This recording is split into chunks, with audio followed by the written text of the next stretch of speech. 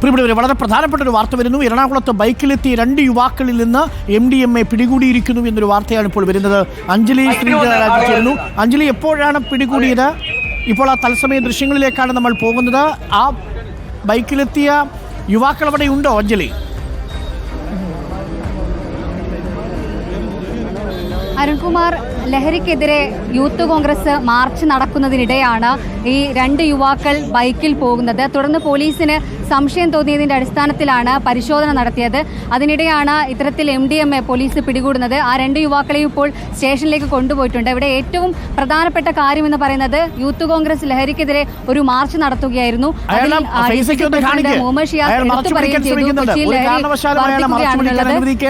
ആ മുഖമൊക്കെ കാരണം ഇയാളുടെ വീട്ടിലെ ആൾക്കാരും ബന്ധുക്കളും സുഹൃത്തുക്കളുമൊക്കെ ആ മുഖം കാണണം. പറഞ്ഞോളൂ അഞ്ജലി. അതായത് ഏറ്റവും പ്രധാനപ്പെട്ട കാര്യം അരുൺകുമാർ, യൂത്ത് കോൺഗ്രസ് ഇത്തരത്തിലൊരു ലഹരിക്കെതിരെ ഒരു നൈറ്റ് മാർച്ച് സംഘടിപ്പിക്കുകയായിരുന്നു. ഈ മാർച്ച് നടക്കുന്നതിനിടയിലാണ് ഈ സംഭവം നടക്കുന്നത്. പ്രധാനമായും DCC പ്രസിഡന്റ് മുഹമ്മദ് ഷിയാസ് ഇത്തരത്തിൽ ലഹരി വർദ്ധിക്കുന്നതും പോലീസ് ഇതിൽ ഇടപെടുന്ന കാര്യങ്ങളെക്കുറിച്ചൊക്കെ സംസാരിക്കുന്നതിനിടയിലാണ് ഈ സംഭവം നടക്കുന്നത്. അദ്ദേഹം നമ്മളോടൊപ്പം ഉണ്ട്. അതായത് എന്താണ് പറയുക, അതായത് ഈ മാർച്ച് നടക്കുമ്പോഴാണ് ഇത്തരം ഒരു സംഭവം ഉണ്ടാകുന്നത്? അല്ല, ഈ നാട് ഇന്ന് ലഹരിക്ക് അടിമപ്പെട്ടിരിക്കുകയാണ്. ഇപ്പോൾ ഞങ്ങളിത് നടക്കുന്നതിനിടയ്ക്ക് പോലീസ് നടത്തിയ ഒരു ചെക്കിങ് മാത്രമാണ്. ആ ചെക്കിങ്ങിലാണ് ഈ കഞ്ചാവ്, ഒരു കവർ നിറച്ച് കഞ്ചാവാണ് അതിനകത്ത്. ഒരാൾ ഓടിപ്പോയി യൂത്ത് കോൺഗ്രസ്സുകാർ ഓടിച്ചിട്ടാണ് പിടിച്ച് പോലീസിന് കൊടുത്തത്. അപ്പോൾ പോലീസിന് പോലും ഇത് നിയന്ത്രിക്കാൻ കഴിയാത്ത സാഹചര്യമാണ്. നാട്ടിലിത് അനിയന്ത്രിതമായ രീതിയിലാണ് എവിടെ നോക്കിയാലും. ഇപ്പോൾ വൈകുന്നേരം സാധാരണ നമ്മൾ പറയും വൈകിട്ട് ഇറങ്ങുന്ന ആളുകളിലാണ് ഇത്തരത്തിലുള്ള സ്വഭാവങ്ങൾ കാണുക, ഇത് ഉപയോഗിക്കാനുള്ള ടെൻഡൻസി ഉണ്ടാകുക, അല്ലെങ്കിൽ അതാണ് കൂടുതൽ. ഇത് വൈകിട്ട് മാത്രമല്ല, പകലും ഇത് തന്നെയാണ് അവസ്ഥ. അപ്പോൾ വൈകിട്ടുള്ളതിനേക്കാൾ അതിഭീകരമാണ് പകൽ നടക്കുന്നത്.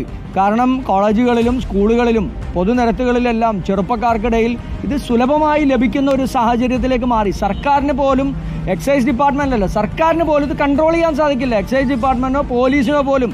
കാരണം ഇത് സുലഭമായി ലഭിക്കുന്ന തരത്തിലേക്ക് ഇത് കൊണ്ടുവന്ന് കൊടുക്കുന്ന ആളുകൾക്ക് കേരളത്തിൽ ഇത് വിൽപ്പന നടത്താനുള്ള ഒരു മാർക്കറ്റ് ഇത് കേരളമാണ്, കൊച്ചിയാണ് എന്നുള്ള തരത്തിലൊക്കെ മാറി. കൊച്ചി, കോഴിക്കോടും ട്രിവാൻഡ്രം പോലുള്ള ജില്ലകൾ ഇന്ന് ഏറ്റവും കൂടുതൽ ചെറുപ്പക്കാർ ഉപയോഗിക്കുന്ന ഈ കഞ്ചാവ് മാത്രമല്ലല്ലോ, സിന്തറ്റിക് ലഹരികൾ, അത് കണ്ടുപിടിക്കാൻ പ്രയാസമാണ്. അത് ഉപയോഗിച്ച ആളുകളെ പെട്ടെന്ന് നമുക്ക് ട്രേസ് ചെയ്യാനും ബുദ്ധിമുട്ടാണ്. അപ്പോൾ ഇതൊക്കെ വളരെ വലുതാണ്. ഇത് ആപൽക്കരമായിട്ടുള്ള ഒരു സാഹചര്യമാണ്. ഇത് ഗുരുതരമാണ്. ഒരു തലമുറയെ ഇല്ലാതാക്കുന്ന, നശിപ്പിക്കുന്ന ഒരു രീതിയിലേക്ക് ഇത് മാറിയിരിക്കുകയാണ്. പണ്ട് നമ്മുടെ കുട്ടികൾക്കിടക്ക്, ചെറുപ്പക്കാർക്കിടക്ക് ഇതൊന്നും മദ്യപിക്കുന്ന ആളുകളെ നമ്മൾ കണ്ടിട്ടുണ്ട്. സ്വാഭാവികമായും അവിടെ മാതാപിതാക്കൾക്ക് അല്ലെങ്കിൽ പൊതുസമൂഹത്തിന് അവരെ നിയന്ത്രിക്കാൻ കഴിയുമായിരുന്നു. ഇത് ആരെയും കാണാൻ കഴിയുന്നില്ല. നൈറ്റ് മാർച്ച് തുടരുകയാണോ? നൈറ്റ് മാർച്ച് ഇപ്പോൾ ഈ MDMA എനിക്കൊന്ന് കഞ്ചാവാണെന്ന് തോന്നുന്നു പിടികൂടിയ പശ്ചാത്തലത്തിൽ താൽക്കാലികമായി നിർത്തിവെച്ചോ, അതോ നൈറ്റ് മാർച്ച് ഇനിയും ഉണ്ടോ?